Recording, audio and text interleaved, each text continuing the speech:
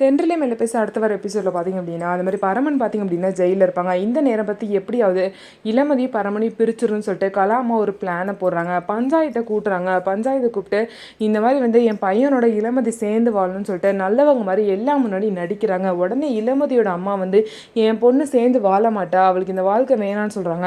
இளமதி சொல்லுங்கன்னு சொல்லுவோம். இளமதி கிட்ட போய் இந்த மாதிரி பரமன் உன் வாழ்க்கையில் வேணான்னு போய் எல்லாம் முன்னாடி பஞ்சாயத்தில் சொல்லிட்டு வான்னு சொல்கிறாங்க. அப்போ இளமதி யோசிக்கும் போது வேணும்னே பார்த்திங்க அப்படின்னா சீமனை எடுத்து தான் மேலே ஊற்றிக்கிட்டு சாக போகிற மாதிரி பார்த்தீங்கன்னா அவங்க அம்மா பண்ணுறாங்க. இதுக்கு பயந்துக்கிட்டு நான் என்ன வேணாலும் சொல்கிறேன், நீ எது சொன்னாலும் நான் கேட்குறேன்னு சொல்லிட்டு இளமதியும் பஞ்சாயத்தில் போயிட்டு பார்த்திங்க அப்படின்னா எனக்கு இந்த வாழ்க்கையில் இஷ்டம் இல்லை அப்படின்னு சொல்லிடுறாங்க. இன்னும் என் பையன் கட்டின தாலி உன் கழுத்தில் தானே இருக்குது, அதை கழட்டி கொடுன்னு சொல்லிட்டு கலாமா சொல்லவும் உடனே இளமதியோட அம்மா அதை கழட்டி கொடுத்துரு அப்படின்னு சொல்கிறாங்க.